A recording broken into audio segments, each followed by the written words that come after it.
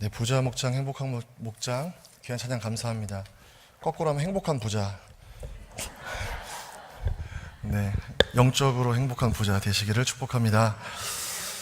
네, 오늘 5월의 첫 번째 날이면서 근로자의 날이면서 수요일 이 저녁에 나오신 여러분 환영하고 하나님께 주시는 은혜가 있는 시간 되시기를 바랍니다.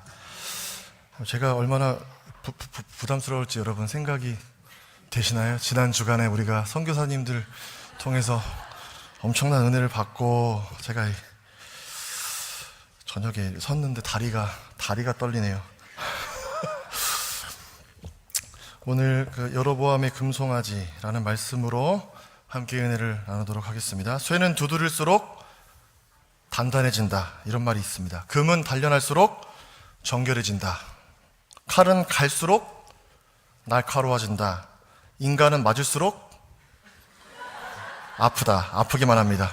인간은 맞아서 변하지 않습니다. 깨어져야 변합니다. 깨어진다는 것은 우리가 갖고 있던 고정관념이 어떤 상황이나 사건으로 인해서 부서지고 해체되어서 더 넓은 사고를 가질 수 있게 되는 것을 의미합니다. 군대 가기 전에 100번, 1000번 군대 얘기 들어도 한번 가보는 게 1000번 듣는 것보다 낫습니다.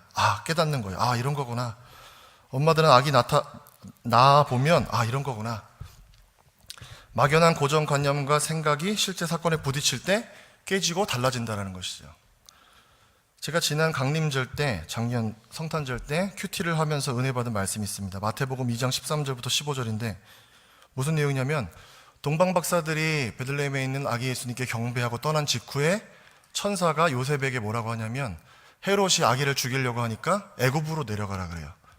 그래서 헤롯이 그 밤에 애굽으로 내려갔습니다. 근데 이게 은혜가 됐어요. 왜 은혜가 됐냐? 제가 이민을 갔다 왔잖아요. 그러니까 베들레헴에서 유대 땅에서 애굽으로 이민을 가는데 지금 요셉은 어떤 상황이었냐면 고향을 떠나 호적하기 위해서 베들레헴에 가 있었는데 그때 예수님이 나오셔가지고 거기서 머물러 있었던 상태였어요. 그러니까 재산도 없지, 가진 것도 없지, 아무것도 없지, 나그네로 거기에 있는데 주의 천사가 이민 가라 그러는 거예요, 애굽으로. 그럼 요셉이 뭐라고 했냐면 아무 말도 안 해요. 그 밤에 순종해서 애굽으로 내려가요. 할렐루야.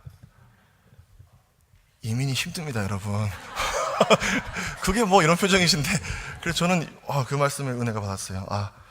이민 가보니까 얼마나 힘든지 알았거든요. 그걸 경험하니까 내 생각이 깨지고 더 깊은 묵상에 들어갈 수가 있었습니다. 그래서 이렇게 요셉이 순종했거든요. 그러니까 요셉이 순종했을 때 어떤 일이 이루어졌느냐?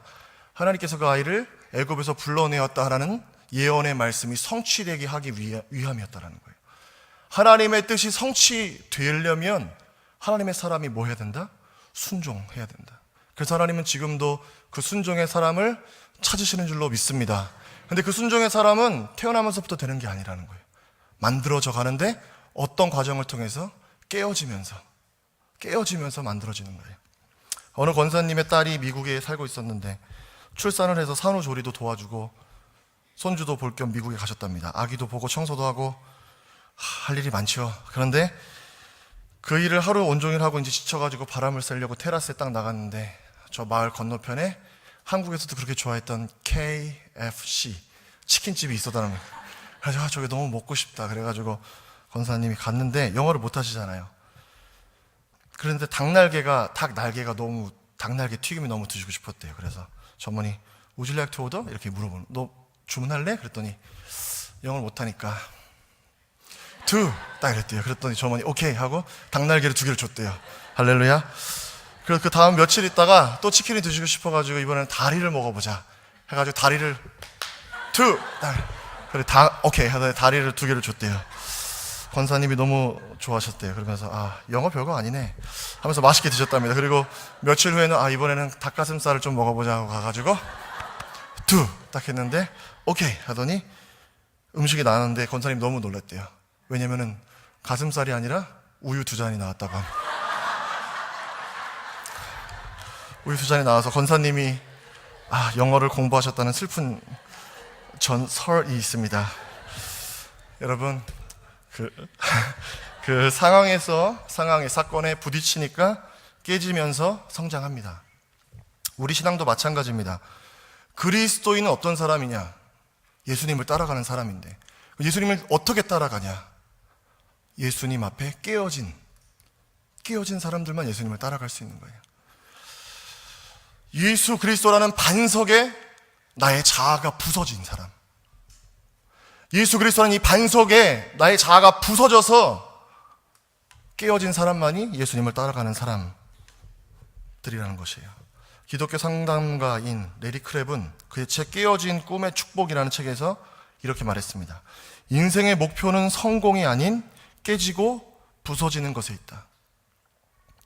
모든 사람들은 성공을 위해서 살아가지만 그리스도인들은 깨지고 부서지면서 진짜 성공을 향해 나아가야 하는 거예요. 하나님께서 기대하시는 순전하고 정직하고 하나님을 경외하고 악에서 떠난 바로 이 온전한 사람으로. 그게 언제 이루어지냐? 깨어질 때만이 이루어진다는 것입니다. 우리는 자아가 너무 강하기 때문에 하나님의 뜻이 우리 삶에 온전히 이루어지지 않는 것을 우리는 늘 경험하잖아요. 그래서 우리가 깨져야 돼요. 하나님 앞에. 어떻게 깨지느냐? 하나님 앞에 무릎 꿇는 사람, 엎드리는 거예요. 이해가 안 되잖아요. 하나님 말씀이 이해가 안 되고 순종을 못할 것 같아요. 그러면 어떻게 합니까? 하나님 못하겠어요. 이게 아니라 엎드리는 거예요. 무릎 꿇는 거예요. 그냥 하나님, 나의 믿음 없음을 도와주십시오. 순종할 수 있게 도와주십시오. 나의 무릎을 깨뜨려 주십시오. 하나님이 지금도 그 사람을 찾으시는 줄로 믿습니다. 그렇다면 여러분은 주님과 이 주님 앞에 깨어진 사람인지 아닌지 오늘 말씀 속에서 함께 점검하기를 원합니다. 사울과 다윗 그리고 솔로몬으로 이어진 통일 이스라엘의 계보는 솔로몬이 죽으면서 깨어지게 되었어요. 르호보암과 여로보암으로 나누어지게 되는데, 르호보암을 중심으로 유다 베냐민 지파만이 남유다로 남고 나머지 10개 지파는 여로보암을 중심으로 북이스라엘을 건국하게 됩니다. 그런데 어떻게 해서 이러한 분열 왕국이 시작이 되었느냐? 원인은 솔로몬에게 있었어요. 솔로몬이 이방 나라의 여인들을 아내로 많이 맞이했습니다. 우리가 다 알고 있는 것처럼 후궁이 700, 첩이 300.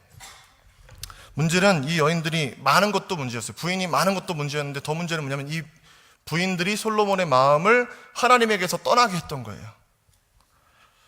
그래서 솔로몬이 이방 신들에게 마음을 빼앗겼습니다. 그러면서 뭘 잃어버리냐? 하나님의 말씀을 잊어버리는 거예요. 열왕기상 11장 4절은 이렇게 말씀하는데, 솔로몬의 나이가 많을 때에 그의 여인들이 그의 마음을 돌려 다른 신들을 따르게 하였으므로 왕의 마음이 그의 아버지 다윗의 마음과 같지 아니하여 그의 하나님 여호와 앞에 온전하지 못하였으니. 하나님 말씀을 떠나서 자기가 하고 싶은 대로 했다라는 거예요, 솔로몬이. 그래서 하나님께서 이 솔로몬 때가 아니라 너의 아들 때의 나라가 분열될 거라는 이제 심판의 말씀을 주시죠. 두 번째로 솔로몬이 뭘 잘못했느냐? 백성에게 지나친 노역을 이제 했습니다. 여호와의 성전을 7년 동안, 그리고 자기가 살 왕국 14년 동안 건축을 하는 이런 건축이 이어졌는데, 백성들은 건축을 하느라고 삶이 너무나 피폐해졌던 거예요. 그러나 솔로몬은 돌아보지 않았어요. 솔로몬이 왕이 되면서 하나님께 구했던 것이 무엇입니까, 여러분? 듣는 마음이었어요. 듣는 마음.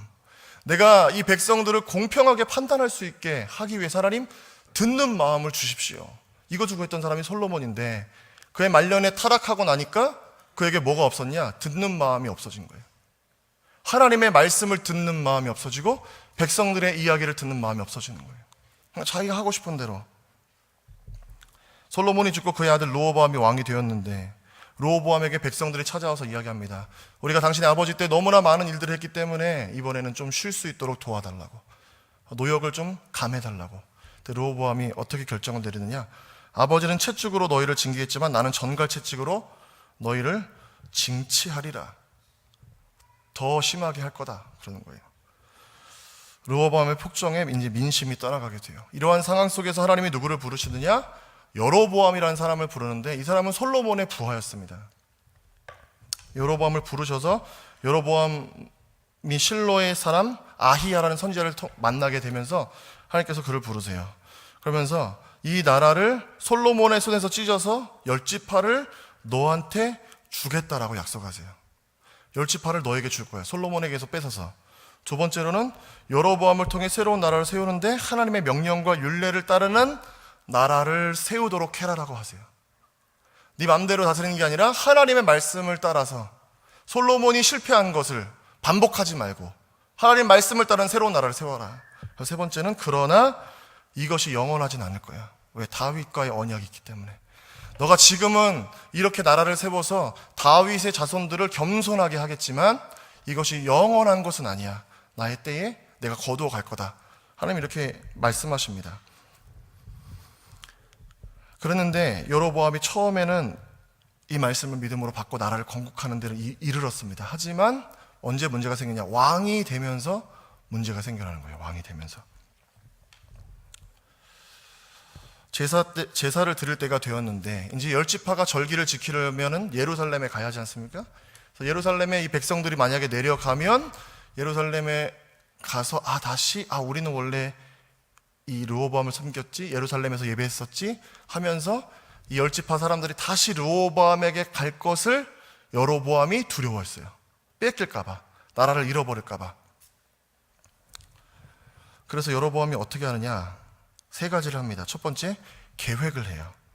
두 금송아지를 만들어 하나는 베델에 두고 하나는 단에 두고 하는 말이 이스라엘아 이는 너희를 애굽 땅에서 인도하여 올린 너희 신이다. 그리고 그곳에서 제사하도록 했습니다. 28절에 보면 여로보암이 계획해서 두 금송아지를 만들었다. 이렇게 말씀하고 있어요. 뭐냐면 자기의 위치와 자기의 왕권을 유지하기 위해서 계획했다라는 거예요. 다른 말로 하면 그 계획은 무엇이냐? 하나님께 온전한 예배를 드리지 않으려는 계획이었다라는 거예요. 우리도 생각하죠. 예배를 드리지 않기 위해 어떻게 할까?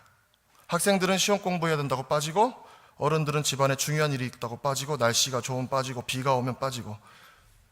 그런데 우리 안에 있는 계획 중에 없는 것이 무엇입니까? 올해는 어떻게 하면 더 좋은 예배를 드릴까? 어떻게 하면 더 진실한 예배를 드릴까? 어떻게 하면 하나님을 기쁘시게 하는 예배를 드릴까?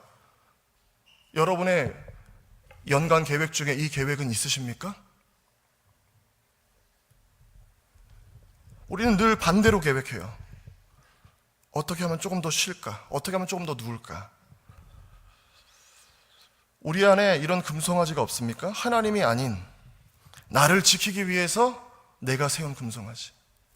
예배하지 않아도 금송아지 붙들면, 기도하지 않아도 금송아지 붙들면 된다고 생각하는 거. 돈이든 명예든 나의 안정감이든.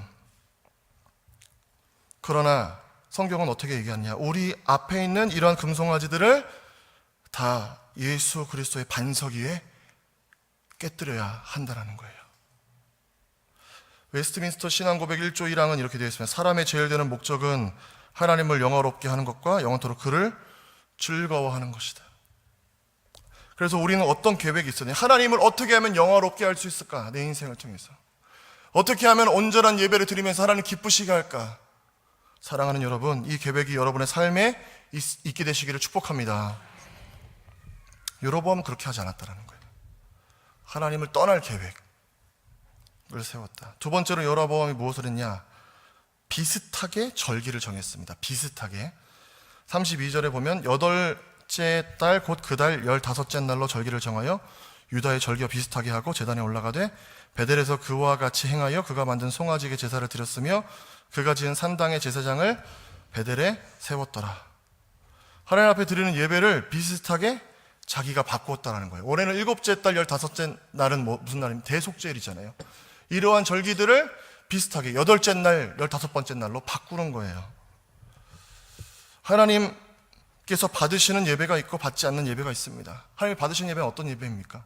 하나님 말씀대로, 하나님께서 원하시는 대로 드리는 제사, 그 예배를 하나님이 기뻐 받으십니다. 우리가 다 와서 예배 시간에 앉아 있다고 하나님이 그 예배를 다 연락하시는 것이 절대로 아니라는 거예요.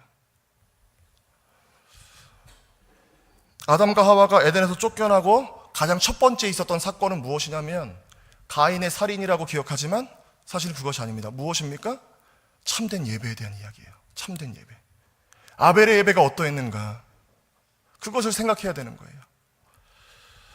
근데 우리는 여로보암처럼 한다는 것이죠. 겉모습은 예배자처럼 비슷한데 실은 1시간 내내 우리의 껍데기만 앉아있는 건 아닌지, 머릿속으로는 다른 생각하고 예배 드리는 것 같지만 사실은 예배 드리지 않는 것, 몸은 여기 와 있지만 딴 생각하고 있는 것, 겉으로 볼 때 예배를 드리지만 그래서 중심은 여기 있지 않는 것.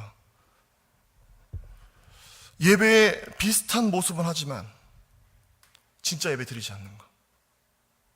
신앙의 모조품, 신앙의 이미테이션.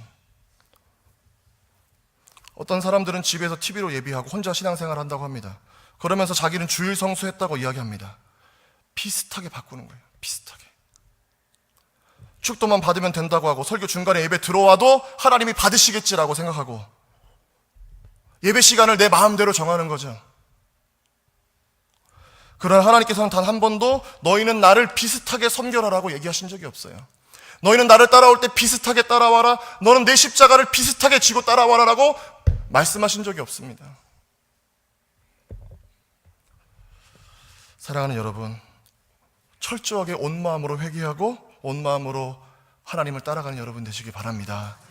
여러분의 믿음 생활에서 비슷하게가 사라지고 진실하게로, 정직하게로, 온전하게로 바꾸어지시기를 축복합니다. 세 번째로 여러분 무엇을 했냐면 자기 마음대로 하는 거예요. 하나님을 떠난 인간은 망령되이 행할 수밖에 없습니다. 자기 욕심만을 따라 행하게 되어 있어요. 33절에 그가 자기 마음대로 정한 날 이렇게 되어 있습니다. 여로보암은 자기 마음대로 자기 욕심을 따라서 예배도 정하고 자기 마음대로 절기도 정하고 자기 마음대로 레위 자손이 아닌 사람들을 제사장으로 세웠어요. 분명 하나님께서 말씀하셨는데 그 말씀과 상관없이 자기 욕심을 따라서 열심히 살아갔다는 것이에요. 오늘날도 그런 사람 너무나 많죠. 자기 스스로 그리스도인이라고 생각하는데 예수 그리스도 앞에 죽지 않는 그리스도인, 깨어져 본 적이 없는 그리스도인들이 있는 거예요. 자기 마음대로라는 것은 기준도 없고 왕도 없다는 거예요. 자기 자신이 왕이라는 것입니다. 그러나 범죄의 역사가 이어진 사사기의 결론은 무엇입니까? 사사기 21장 25절은 그때의 이스라엘의 왕이 없으므로 사람이 각기 자기의 소견에 옳은 대로 행하였더라 이것입니다. 왕이 없었다라는 거예요. 사울, 다윗 이 왕이 아니라는 거예요. 누가 이스라엘의 왕이십니까? 여호와만이 이스라엘의 왕이신데 이스라엘 백성들이 그 왕을 마음에 모시지 않았다는 거예요. 왕이 계시지 않으니까 백성들이 어떻게 하느냐? 자기 마음대로 살아갔다라는 것입니다. 우리가 그렇게 되지 않기를 바랍니다. 여로보암은 분명 하나님으로부터 말씀을 받았어요. 소명도 받았어요. 그러나 자기 욕심 앞에서 하나님 말씀을 다 까먹었습니다. 다 잃어버려요. 여로보암은 타락한 이스라엘을 하나님의 뜻으로 새롭게 하는 도구로 하나님께서 세우셨는데 자기의 소명은 다 잃어버리는 거예요. 북이스라엘에는 여로보암으로부터 호세아까지 200년 동안 19명의 왕이 등장하는데 그 중에 8명이 암살당합니다. 그리고 불행하게도 19명의 왕들 중에 단 한 명도 하나님 앞에 칭찬받는 의로운 왕이 없어요. 무엇이 문제입니까? 하나님 말씀 앞에 깨어지는 왕이 없었던 거예요. 여로보암은 하나님 말씀이 아니라 자기 생각대로 절기를 만들고 제사장을 세우고 하나님의 형상을 만들었습니다. 근데 이게 다 누구를 위한 것이었어요? 백성들을 위한 것, 하나님을 위한 것처럼 만들어서 해놨지만 사실은 누구를 위한 거냐? 자기를 위한 거였어요. 백성들이 나를 버리고 르호보암에게 떠날까봐, 이 왕위를 잃어버릴까봐. 그러나 여러분, 서두에 말씀드렸지만 그리스도인은 어떤 사람들이냐? 예수님 앞에 깨어진 사람들. 오늘 우리 마음을 점검하기를 원합니다. 우리를 온전한 예배의 자리로 나오지 못하게 하는 것은 사실 우리의 상황이 아닙니다. 정말 온전한 예배로 나아가지 못하는 것은 우리의 마음이죠. 깨어지지 않은 마음. 하나님을 기대하는 마음도 없고 은혜를 사모하는 마음이 왜 없느냐? 하나님 말씀 앞에 우리의 자아가 깨어지기를 싫어하기 때문이에요. 호세아 10장 12절에 이렇게 말씀해요. 너희가 자기를 위하여 공의를 심고 인애를 거두라. 너희 묵은 땅을 기경하라. 지금이 곧 여호와를 찾을 때니 마침내 여호와께서 오사 공의를 비처럼 너희에게 내리시리라. 무엇을 하라고 하십니까? 묵은 땅을 기경해라는 거예요. 땅이 굳어져 있으니까 이 묵은 땅을 갈아엎으라는 것입니다. 당시 이스라엘은 하나님의 긍휼의 은혜에도 불구하고 바알과 아세라를 섬기면서 여호와를 점점 더 떠나 있었던 상황이었어요. 그때 하나님께서 주시는 마지막 은혜는 무엇이냐면, 내가 주는 은혜는 변하지 않으니까 너가 할 일이 있어야 한다는 거예요. 이스라엘이. 그게 뭐냐? 묵은 땅을 갈아엎는 거예요. 마음밭을 갈아엎는 거, 깨트리는 거. 호세아는 그것을 묵은 땅, 굳어진 마음들이라고 이야기했습니다. 하나님께서 기대하시는 영적인 열매가 이스라엘에게 아무것도 없었거든요. 씨를 뿌리지만 땅이 굳어있기 때문에 뿌리를 내릴 수가 없는 거예요. 갈아엎어라. 우리가 그렇지 않은지 돌아보기를 원합니다. 하나님께서 기뻐하시는 영적인 열매들이 우리 삶에 없어요. 하나님께서 기뻐하시는 영적인 열매들, 성령의 열매들, 예수 그리스도를 따라가는 증거들이 우리 삶에 없지만, 더 놀라운 건 뭐냐면 그리스도인인 우리는 그런 열매들이 없어도 사는데 아무런 불편함을 느끼지 않는다는 거죠.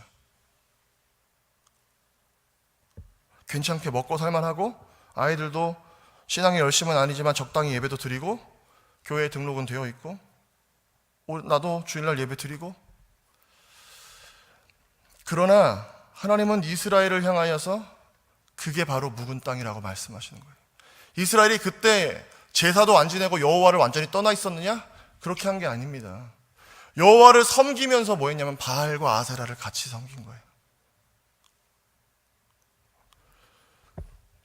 우리가 어느새 마음이 굳어져서 하나님 앞에 묵은 땅이 된 것은 아닌가? 말씀의 씨앗이 우리 마음밭에 들어와서 뿌리 내리고 열매를 맺어야 되는데 그 말씀에 뿌리 내리지 못하는 이 몸이 건조한 묵은 땅. 우리가 이렇게 찬송합니다. 고마워라 임마누엘, 예수만 섬기는 우리 집. 정말로 여러분 이것 때문에 감사하십니까? 우리는 이렇게 고백하기 더 좋아요. 고마워라 임마누엘, 예수도 섬기는 우리 집. 다른 거 섬겨야 될 게 더 많거든요. 예수님 말고도 돈도 섬겨야 되고, 명예도 섬기고, 자식도 섬기고, 세상의 것들을 좀 더 가져야 되니까. 우리 안에 성령의 생각이 아니라 육신의 생각, 육신의 욕망, 그거 가득해도 아무런 불편함이 없이 살아가잖아요. 옥토에 떨어진 말씀은 30배, 60배, 100배의 열매를 거둔다고 예수님이 말씀하셨습니다. 우리에게 열매가 없습니까? 여러분? 말씀을 듣는데 그 말씀의 열매가 여러분 삶에 없으십니까? 그럼 여러분은 마음은 옥토인지 아닌지 점검하셔야 돼요. 다윗은 중범죄를 저지르고도 하나님께 인정받는 하나님 마음에 합한 왕이 되었어요. 자기의 부하의 아내를 간음하고 임신을 시켰는데 그 자기의 죄를 은폐하기 위해서 오늘날로 하면 청부살인을 하는 거죠. 요압에게 우리아를 전쟁 제일 치열한 곳에 보냈다가 부하들은 후퇴해라, 그래서 죽게 만들어라, 살인을 방조하는. 그러고 나서 어떻게 해요? 우리아가 죽고 장례가 마치자마자 밧세바를 데리고 와서 자기의 아내로 삼았습니다. 이게 우리가 만난 다윗이 할 수 있는 일이었냐? 다윗만은 안 그러겠지 라고 생각했는데 다윗도 그렇게 했다는 거예요.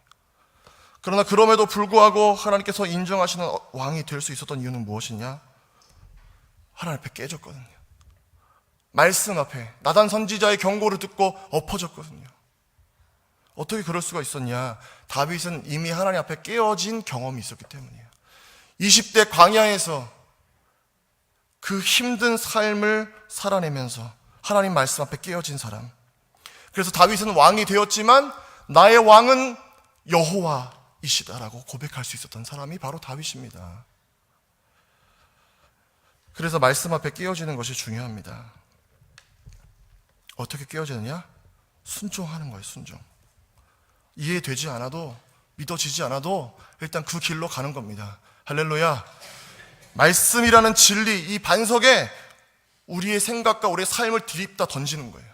깨질 정도로. 그럼 뭐가 남느냐? 다 부서지는데 뭐가 남을까요? 말씀이 주시는 은혜가 남는 거예요. 우리는 그 은혜의 흔적들을 갖고 살아가는 것입니다. 여로보암은 백성들이 절기를 지킬 때에 예루살렘으로 가면 백성들이 다 르호보암에게 가리라고 생각했어요. 그러나 그 나라를 세우도록 하신 분이 누구시냐? 하나님이셨죠. 하나님. 여로보암은 백성들을 바라보는 것이 아니라 하나님의 말씀을 붙들었어야 했어요. 그 순간에. 하지만 하나님의 약속을 다 내팽개치고 자기 생각을 붙들었어요.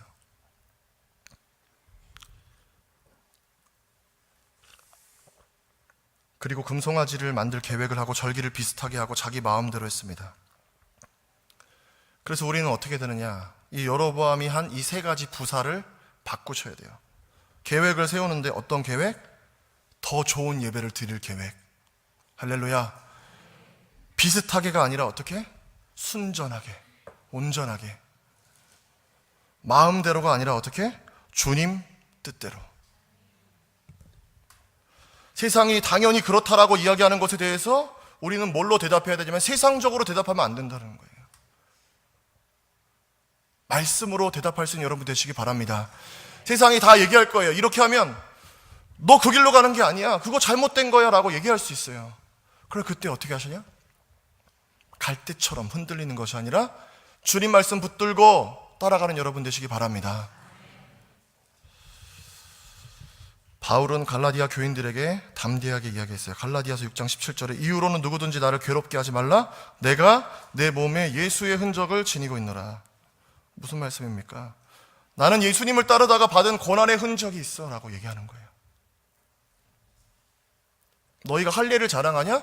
나에게는 뭐가 있냐? 예수 그리스도를 따라가다가 복음 때문에 당한 고난의 흔적이 있다. 이것은 우리에게 이렇게 질문되죠. 너는 어떤 흔적을 갖고 있느냐? 말씀 앞에 깨어져 본 흔적, 예수 그리스도의 십자가를 따라가다가 고난을 당한 흔적, 말씀 앞에 순종하다가 꺾어져 본 흔적이 있는지. 바울은 우리에게 그 이야기를 듣고 싶은 거예요. 사랑하는 여러분, 왕이라는 세상의 자리에 안주하지 마시고 만족하지 마시고 하나님 말씀 안에 거하는 여러분 되시기 바랍니다. 무엇을 주저하고 계세요? 무엇을 주저하십니까? 주님을 따라갈 때 여러분 무엇을 주저하세요? 여러분의 금송아지는 무엇입니까? 우리의 마음을 기경하는 저녁이 되기를 원합니다. 우리가 우리의 마음을 기경할 때 우리가 기대하는 만큼 하나님께서 더 큰 은혜로 채워주실 줄로 믿습니다. 여러분의 금송아지를 하나님 앞에 깨뜨리시고 여러분의 마음을 하나님 앞에 깨뜨리기로 결단하시고 주님만 따라가는 여러분 되시기를 축복합니다. 이 시간 우리 같이 내가 주인 삼은 찬양하고 기도하기를 원하는데, 여러분 삶에 하나님보다 더 사랑했던 것들, 하나님 앞에 깨어지지 못한 여러분의 부분들이 있다면 하나님 오늘